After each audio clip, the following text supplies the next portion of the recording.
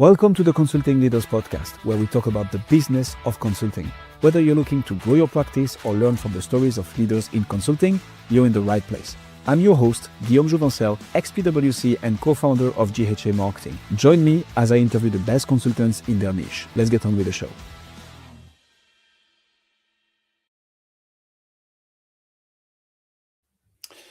Andrew, welcome to Consulting Leaders.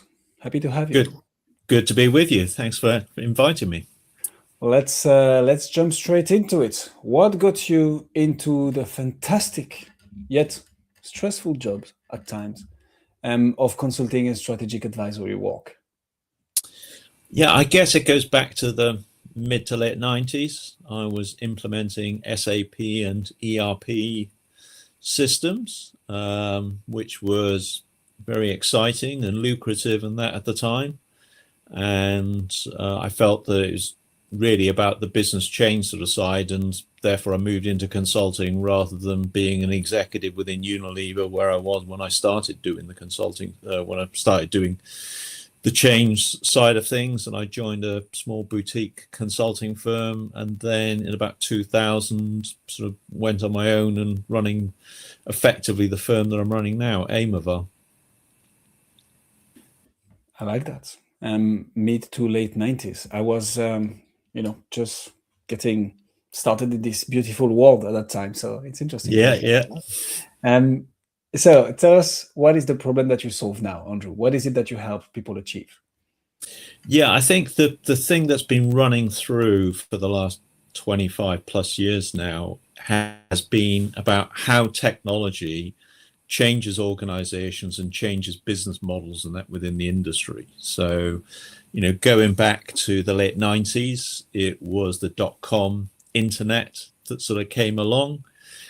And I was banging onto my corporate at the time about, oh, look, this Jeff Bezos guy and this internet thing is going to be really important. And my corporate at the time said, oh, no, people online are weird.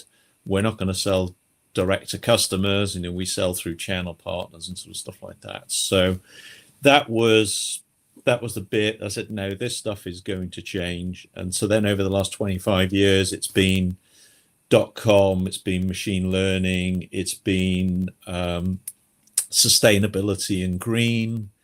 It has been the West Coast US. I would take a lot of executives to Silicon Valley to see the businesses and the business models that are coming there.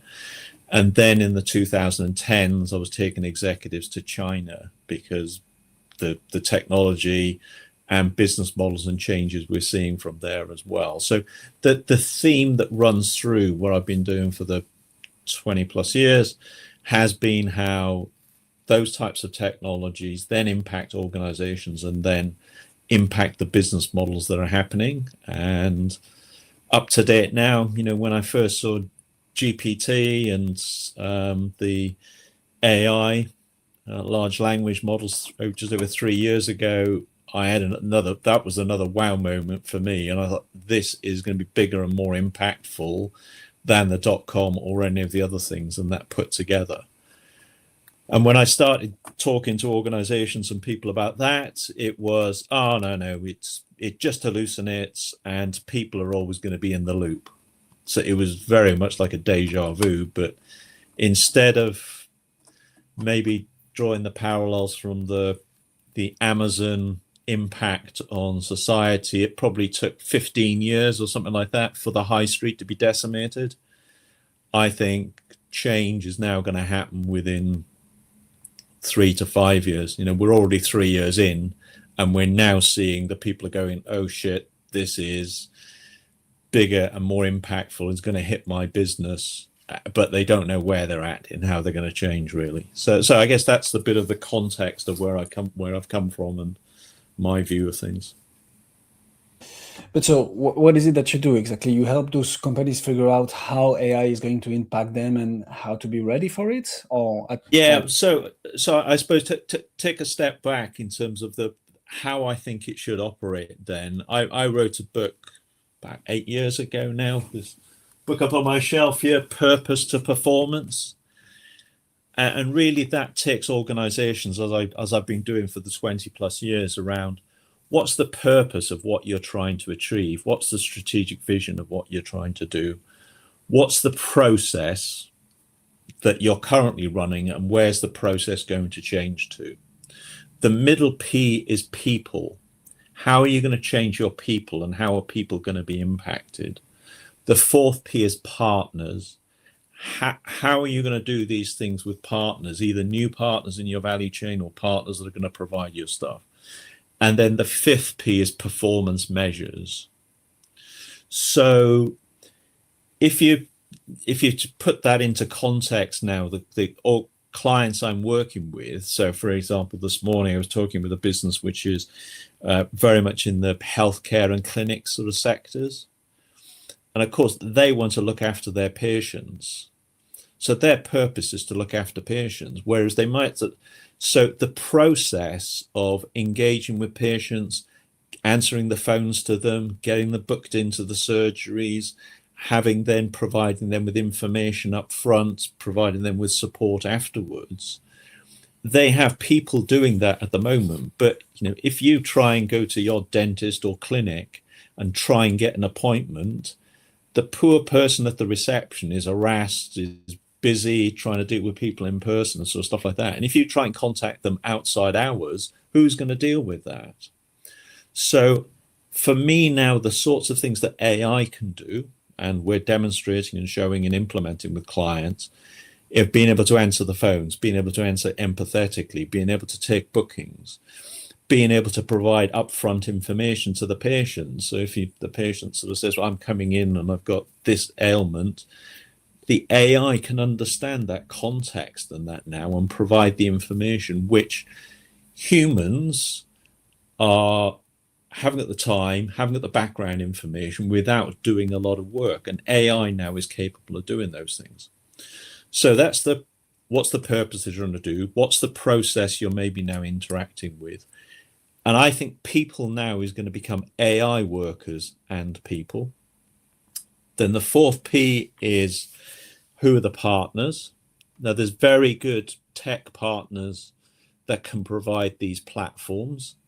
So how are you going to work with them in that new value chain? Just like my internet example, Amazon can become your partner and you can be selling stuff and providing services in that way. So who's your partners? And then the fifth measure is performance measures. And I think an example I would use in that space is I've been working with professional services businesses. And part of their performance measures in the past are, how many billable hours have we got? And what's the charge that I'm charging out my worker, my partner at? Now, of course, we know, and organizations can understand, that AI can now do those things faster and better. So saying that I'm going to have a lawyer working for 16 hours on this job when the AI can now do a lot of that work in 16 minutes, the performance measures and how you do that. So those 5 Ps need to sit together. But I say in my book, and if people want to look it up, or you'll see the purpose, process, people in the center, partners, and performance measure as a whole sort of way of thinking. So that's what I work through with my clients, and that's what I work through in thinking about new businesses and new business and ventures and that. Do you have a specific niche, industry, company size that you service, Andrew, or is it pretty much? It's pretty broad, and I suppose my background has been a bit unusual, really, in that I haven't been, a big C consultant and just sort of charging my time. In the the early 2000s, I was working with large corporates to help them create their corporate venture units. These are units that invest in new technologies that are going to change their businesses. So I'm providing services to large corporates, but I'm doing it in a very venture startup type space. So clients also include startups and ventures which are growing and are disrupting, deploying new technologies and disrupting the sectors that are going to be impacting corporates and society. And I've also been a founding member of a angel investment group. So we're also investing in those things as well, because I say my background was coming out of corporate and coming out of doing this business change stuff. I haven't gone through the consulting route of leaving university, joining one of the big consulting or accounting firms, and then going off on my own later. I feel as if I've done real businesses and founded real businesses and investing in startups and that as well. So my clients that I'm doing now, whether that's chargeable hours as a consultant, or whether that's as a retainer, or whether that's for an equity stake because I'm actually building the business with the founders, there's different sort of models in that there. So beyond the book that you've mentioned already, how do you market then, Andrew? Because I mean, the more and we work with people who obviously help businesses with all things AI, processes, automations, and so on.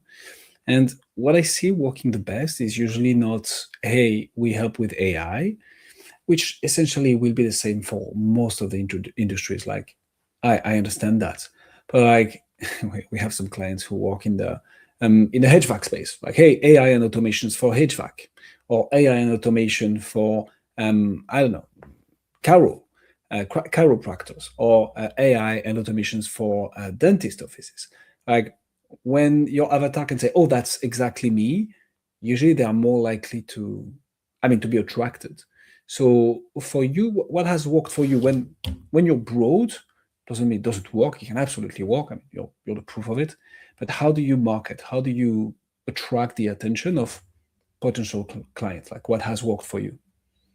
Yeah, so I think I've approached it from you need to educate and give people awareness of where the gaps in that are. So taking the corporate venture example and about how technology is going to change corporates, I formed a corporate venturing academy where we brought like-minded corporates together to discuss the issues that they were facing, and then we did training programs to train the executives in the corporates to understand how they engage with startups, how they invest, and how they then bring those technologies into their business.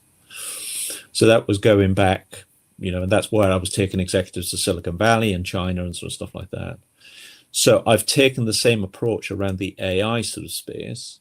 So 3 years ago, this is the beginning of 2023, just a few months after GPT was launched, I started running workshops to give executives some hands-on experience of text, AI to text and text into AI, and creating images and creating videos and stuff like that, to give them that wow moment, to then also say, look, this is going to impact your business. So we got over the bit about hallucination or people not being in the loop. So I think there's that education and awareness part is important.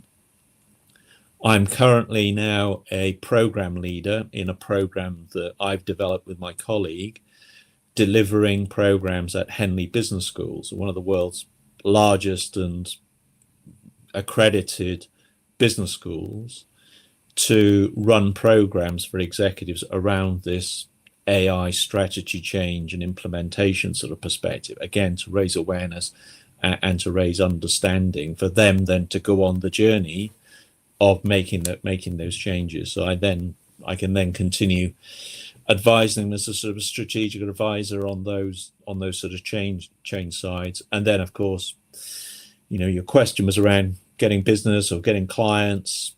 The clients come back from years ago because they're going through another wave of change that we helped them with in the past. Okay, so I like that. So if I was to summarize, so there is the education piece, the thought leadership piece, right, which basically showcases authority.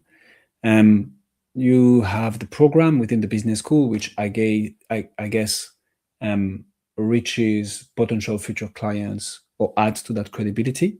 Yep. You have former clients coming back years after. Yep. What about new clients? How do you get new clients through the door? Or at least how do you get interest from potential new clients through the door? So there's that awareness and thought leadership and that there. So, coming from speaking, coming from them new prospects coming on these training programs and sort of stuff like that.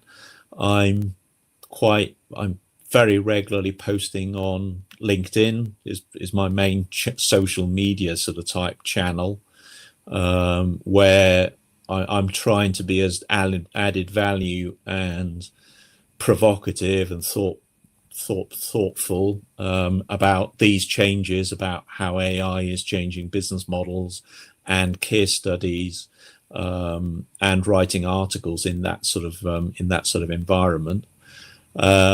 I also been running a podcast channel for 14 years now. So before lots of people were, now every other person's got a podcast channel. I was doing it 14 years ago.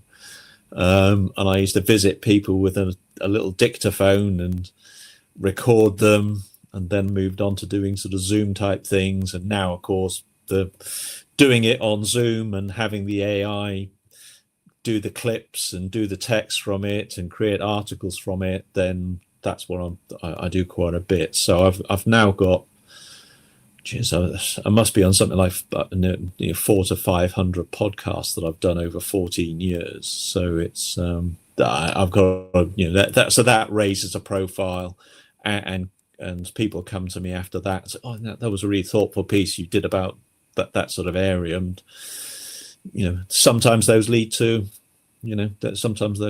future customers, and otherwise it's just people who then recommend you elsewhere, right? I think you've got to give forward in a lot of these things before you get a client. So trust and authority are everything. You reach, obviously, in front of the right people is super important. And I love that. So can you tell us a bit more about how you've made the podcast work for you? Like, how do you strategize and think about content? And how do you redistribute it everywhere, right? What can consultants learn from you when it comes to marketing and advertising your services, but also showcasing thought leadership with the podcast? Like, how do you make it work? Yeah, sure. So over the arc of the 25 plus years that I've been doing this sort of stuff, then the themes have changed over those 14 years that I've been doing the podcast, or since I've been sort of learning. So the earlier ones were really talking to executives. So who do I want to speak to? I want to speak to people that are interesting and in my sort of space. So people doing corporate venturing, people doing sustainability, people doing work and that within China. So that gives me the sort of people that I'd like to talk to. And either because they've got insights, or to be honest, it could be quite flattering for them that I reach out and sort of say, look, I really like what you're doing. Could I have a half hour, 45 minutes of your time to have a quick catch up? And then can I press record, and then record a sort of a podcasty type thing? And generally it's just half a dozen questions and goes on for about half an hour is what we have. And I say, in the old days, it was on a dictaphone, and somebody would have to type it up, and I'd have to edit it, and then I'd have one piece of content. These days, you put your Zoom recording in, and an AI platform will cut that up into 12 to 20 little snippets that I can choose which are the best ones, and then I can post that, and I can create an article from it. And I've also looked at, the book that I published a few years ago was very old way of doing it, but it was based on quite a number of the podcasts that I'd done previously and case studies I could put into that. Now, with the tools that are available, I can create themes on different topics by bringing together a number of the podcasts I've done. So if I want a theme about how AI is happening in a particular sector, or how business change is being impacted by the rise of China, then those would come from a number of different podcasts and interviews I've done. So, it helps to keep me interested, helps to build contacts, helps to build content that is then of value to potential customers. I like that. How do you move from this awareness, from this audience, Andrew, to a conversation, a sales call, an SOW, a letter of engagement? Can you walk us through your sales motion in your consulting practice? Okay, yeah. Well, as probably many of your listeners know, that can be a long old slog, and it can be challenging finding the right sort of decision maker and that. So I think that's an important thing to be aware of, and that from the start, when people come to me and think, say, I'm thinking of leaving my job and I could be a consultant in XYZ. I think well, okay, if you've moved from your normal job where you get your steady salary and you've got and you've already got a product that somebody else has developed, it's different moving into the consulting space. But that process of understanding what your proposition is, then getting to know the people in the organizations you want to target, and then understanding what the decision-making process is in that organization. Of, are you speaking to the decision maker? And also with a client I'm currently working with, and us developing the product that they're going to be selling in, it was like, yeah, we're nearly there with the sale. And I was saying to him, I said, well, yeah, are you sure now what the layers in the organization, that if one person moves in that organization, you might have to have a restart because somebody isn't willing to make a commitment for the change or for the product.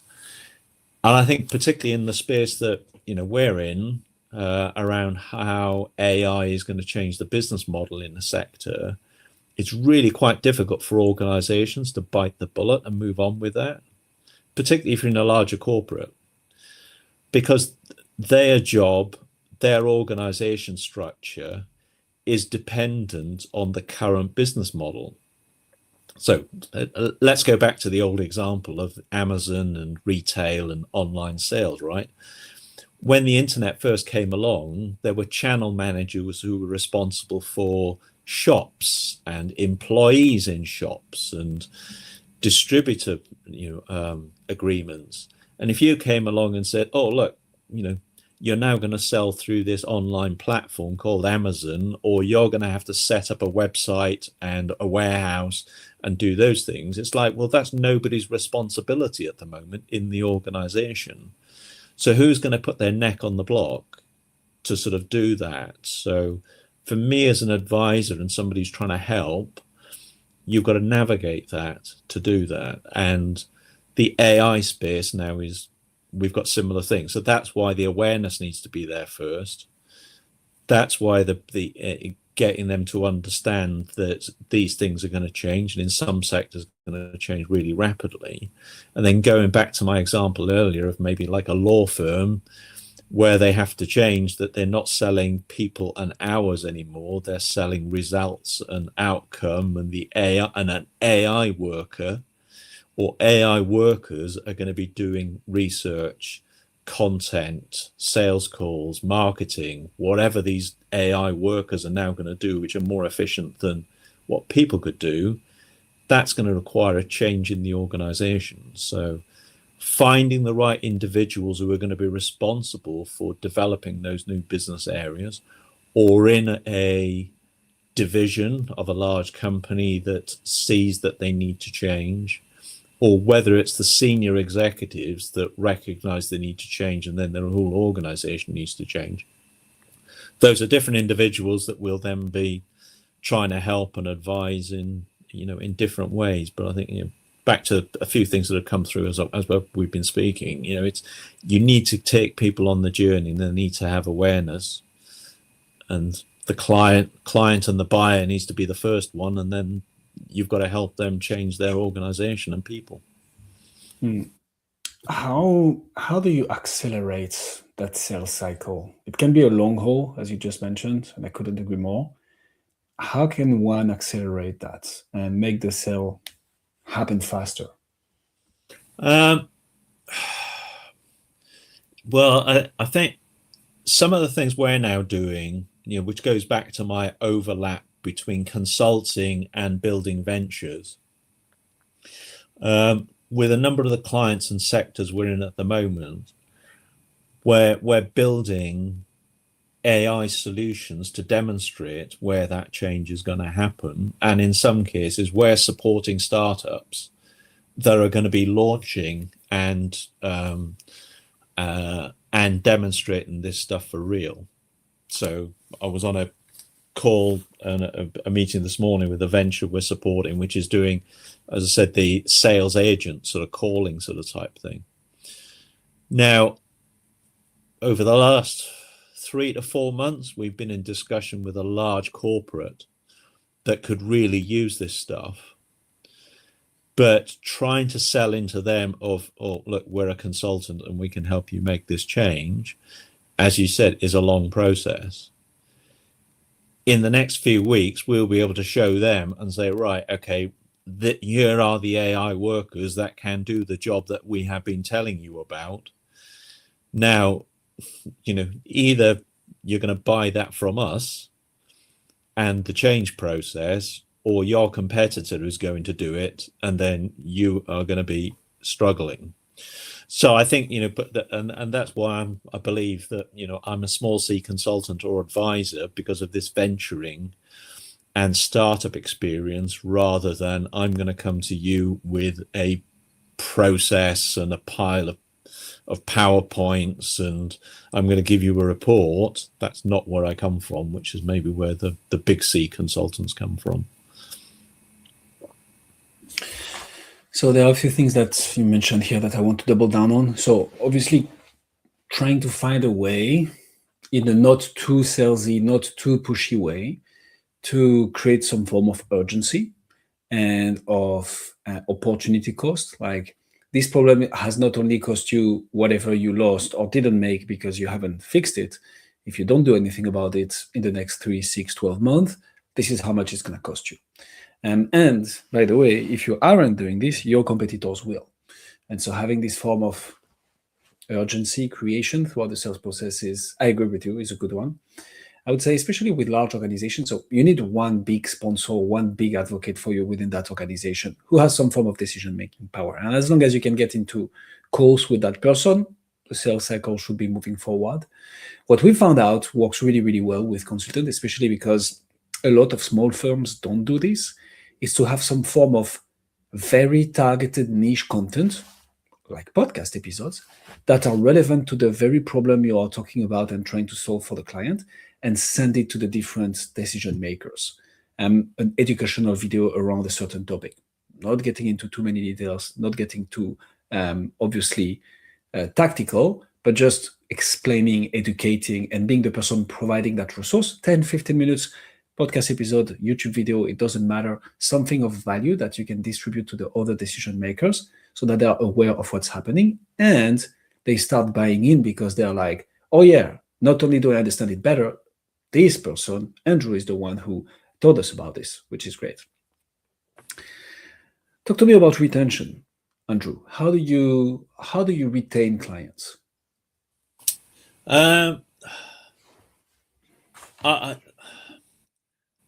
be honest, for me, that isn't a priority.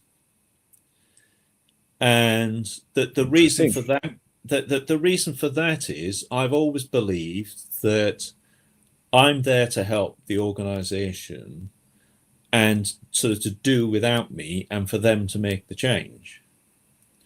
So, and because I come at it from a venturing sort of type perspective rather than a big C consulting sort of type perspective.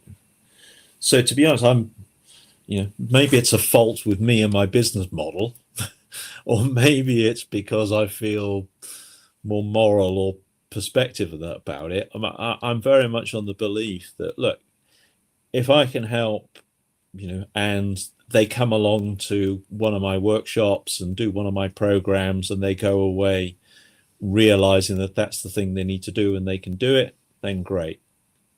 Or we come along and solve a problem, or we introduce a venture that's going to do the thing for them, then great, and I'll get the value for that. But I'll say I'm not sure that it's what you're saying, but I'm not there trying to, all right, okay, now I've got this 6-week project and I want to make sure I make them dependent on me, and I get a 6-month project, and then I get the next one. I'm very much on the other end of, look, if you've got the value out of me from one day or on a one-day workshop, or you got the value out of me because I've done a project over a month, then fine. For success for me is when the organization changes and moves on, right? And I get more frustrated if I bang my head against the wall, and even if they paid me and they still haven't taken my advice, which, as I said, some organizations are happy with. Oh yeah, they've made their tens of thousands and they've provided a PowerPoint report and they're happy that it just sits on the shelf. And I'm not happy with that. So maybe that's a bit contrarian to the question about how do you retain clients, but that's the perspective I come from. And I've been happy over the years that, say, as I said earlier, people come back when they recognize they're going through the issues again, and I can help. Not at all. I think it's pretty common and it makes sense. Consulting at the end of the day is a lot about strategy. The thing is that once you have the strategy, whoever wants the benefit of it needs to go and implement them. There are some consulting practices that also support with implementation and then hypercare and then placing some interim people, which is potentially a revenue retention model.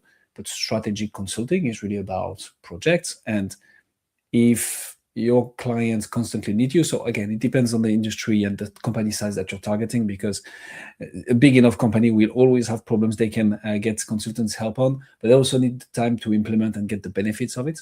So no, I would say this is pretty common and good, by the way. It's not like it's not a bad thing. I think it's a pretty realistic one. Maybe a bit of a curveball question for you, Andrew. What's your number one challenge in your business right now?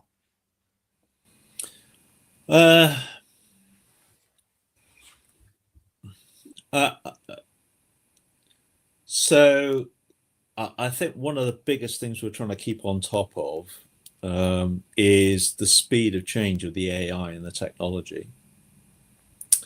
And the reason I hesitate is because I think maybe we've moved on from that. And so let me give that context. I'll say I've been involved in technology changes over many years, but the speed of change on this large language model, GPT type AI from 3 years ago to where we are now, and it's improved quality of text analysis, it's improved quality of images, it's improved what we've started to see partway through last year, but I think is accelerating now, the agentic agents, and being able to create, what I've talked about a few times, the AI workers, is now moving sort of so fast.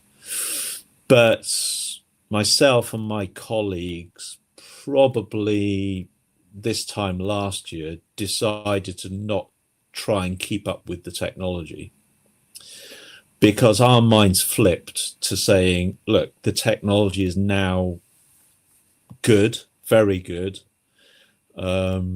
and it's more about where you're going to deploy that and how you're going to deploy it and use it. So my challenge now is more to organizations, and to say, look, you could now have 50 or 100 AI workers starting for you next week, and they will answer the phones and they'll do it outside hours, and that they will do it better than your people for these types of uses, as I gave the example of earlier. And the technology is not the problem now, and which language model we use and which voice model we use and which integration to telephone systems we use, or which platform, those things. Now there's plenty of choice, which are all very good. And by the way, if we want to turn that into a video type interaction, and if we want to turn that into a robotic action, those things will all be available by the time you and your organization are ready, understanding your purpose, understanding how your processes are going to change, and understanding how you're going to integrate these AI workers to your workforce. So my challenge now is, how do we get organizations moving fast enough, or that they're going to deploy this sort of stuff? Because these technologies are now coming there, and they're going to be at scale. And I touched on earlier about China. As was a perspective that I'm talking about at the moment is, back to my example with the internet. The internet really didn't take off until the iPhone sort of came about, right? So there was like 2007. And we haven't had an AI physical thing yet. And I don't just mean just AI on your phone or on some sort of device. I am waiting for AI to be embedded into new types of devices, and they will come. And those are likely to come from places like China, where they've got the physical manufacturing, and they're also applying this stuff at speed in different ways. So I think we're going to see an iPhone type moment in AI and robotics, which will then be another big step change. So those are the sorts of challenges I think that I'm seeing, and I'm sort of wanting to deal with, for me personally and for our firm. But as I've got a very good friend who's an investor based in the Cambridge Tech environment, and when I got all excited with him 3 years ago when I talked about GPT, he said, "You're too far ahead of the curve, Andrew." So that's why we started doing the training programs, and that's why we started to create awareness, because these things are what I'm talking about, what I've just talked about there with the robotic stuff, is going to be happening within the next couple of years. But people haven't got up to speed yet of just using current technology, right? So to me, that's what I feel is the more challenging thing that I enjoy getting my head round and trying to think and keep myself stretched. Andrew Gaule, ladies and gentlemen. Andrew, if people want to find out more about you, see what you do, where should they go? Find me on LinkedIn. That's a good place to start. And look at aimava.com and reach out. I'm very happy to discuss and interact with people. So thanks very much for the opportunity, and good to have the discussion. Thank you, Andrew. We'll put all the links in the description. For what I'm concerned, you've gained at least one new connection on LinkedIn. Me, I just added you. Andrew, thank you so much for Mercy. Consulting Leaders. Nailed it. Thanks for joining us on this episode of the Consulting Leaders Podcast. We hope you learned valuable lessons on how to grow your practice and take your business to the next level. Make sure to subscribe and leave us a review wherever you're listening to this show so you never miss an episode. To apply and be a guest on the show, click the link in the description. See you next time. How was that, Andrew?